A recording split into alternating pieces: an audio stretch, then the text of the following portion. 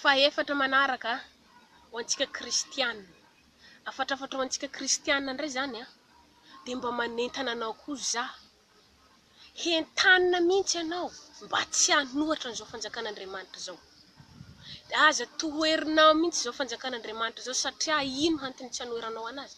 Ty fanjakan'Andriamanitra ty na fanjakampisorona ty itony ho avy ny fiainanao.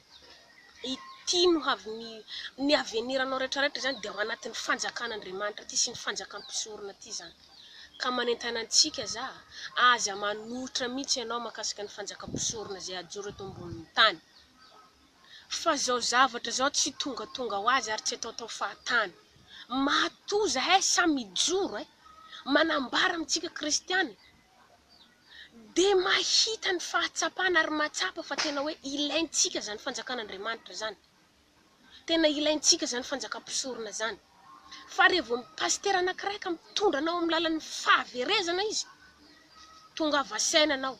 Rehevo mitory fitiavam-bola ihany ny pasitera ao anatin'ny fiangonana, ho antsika kristianina hoa, dia efa eritrereto fa fitiavam-bola zay ao anatin'ny sainy.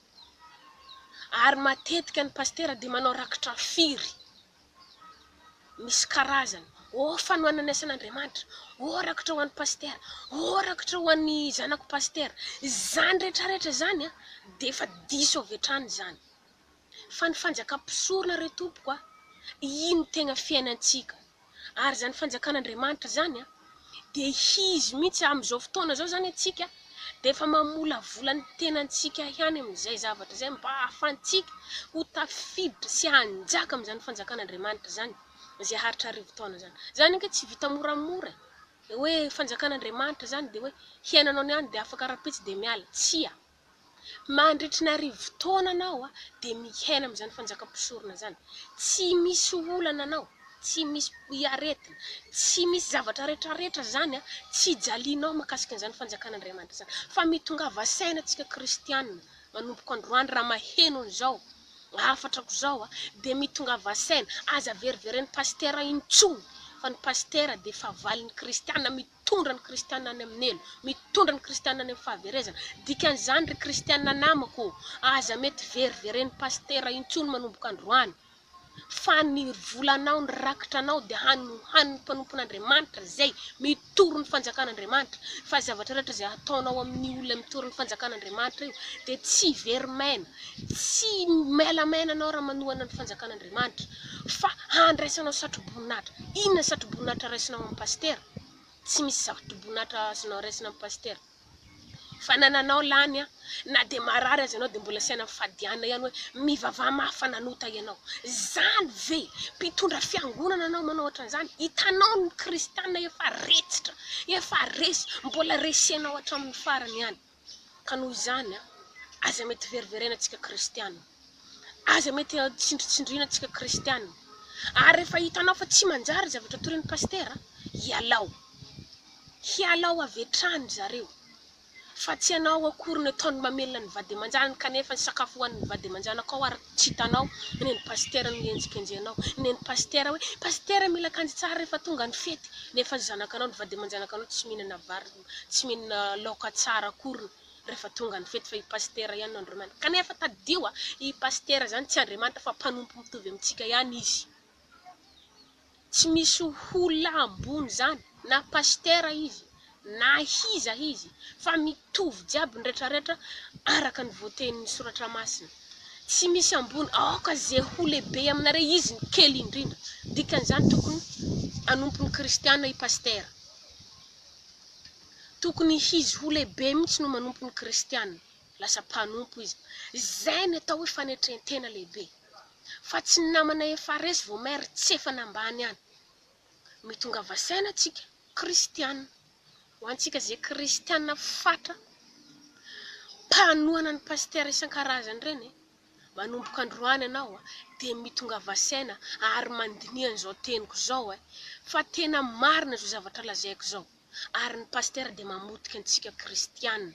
Poteny antsika fa ny fiainana ny tiany manjary, tiany milamina, fa ny ianao dia tiany ho retseretsena ihany. Ka noho izany mandiniha antsika kristianina namako. mandiniha antsika kristiana namako, mitongava saina antsika kristiana namako, haza mety veriveren'olona intsony manomboka androany, fa efa tonga hety ilay hiraky Jehovah Andriamanitra, hiraky Jesosy Kristy hamonjy antsika vahoaka malagasy. Fa rehefa tsy anjary pastera ialao mandeha anaty tongava ty aminay, fa zay de anisany resy latra ary tena zavatra ilaina rehetrarehetra vonona zahay miantoka. Tongava ty ary zahay le anisany mankasitraka an'izany fanjakan'Andriamanitra zany, satria efa helany nojalianay teto ambonin'ny tany, fa mba te hiaina amin'izany fanjakana mpisorona izany indray, tsy haharitra rivo-taona eto ambonin'ny tany. Kanefa tsy andoavam-bola zay zavatra zay, fanentinao fanoloran-tenanao ho an'i Jehovah Andriamanitra sy ny fahavitrinao fanompona an'i Jehovah Andriamanitra, fankatoavanao ny tenin'i Jehovah Andriamanitra no ahafahanao miditra amin'ny fanjakan'Andriamanitra, ahafahanao mihaina mandritra ny rivo-taona.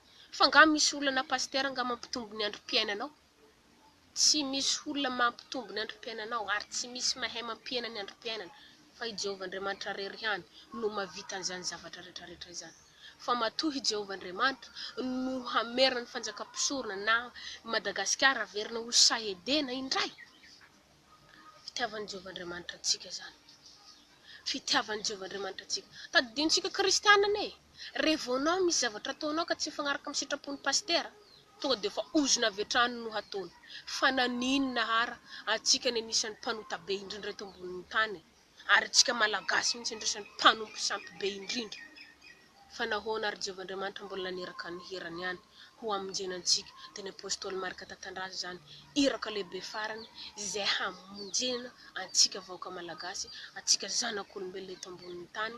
Ka noho izany andao antsika kristiana iray saina, rehevo tsy mety pastera ray ialao, aiza tsy agnarany. Tongava ty hoa, efa hainareo ny numéro apôstôly Marika tatandraza, antsonareo izy fa vonona mandray anareo an-tanana, zay zavatra ilainareo rehetrarehetra dia fa vonona izy miantoka. Ialao hany pastera fa tsy manjary reo, mandany fanagnantsika foana, mandany harenantsika foana. Zareo hireny mitovy mpitondra politika ihany, mitovy ny filoham-pirenena ihany ny pastera, satria mabe kibony ihany ny zavatra ataony, tia tena. Izay ny zavatra ataon'ny pastera, ka mitonga vasaigna antsika vahoaka malagasy ihany koa, mitonga vasaigna antsika kristiana amin'izay hafatrako izay mankasitraka.